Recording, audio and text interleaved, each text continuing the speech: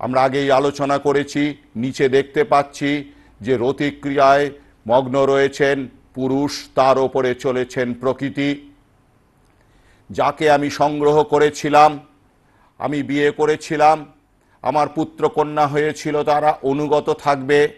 অনেক ক্ষেত্রেই আমরা দেখতে পাচ্ছি যে লোক সহধর্মিণী না পেয়ে জরুকা গোলাম হয়ে গিয়েছে। পুত্রের গোলাম, কলত্রের গোলাম, সম্পদের গোলাম, এই উদ্বিগ্নতা বেড়েই চলেছে।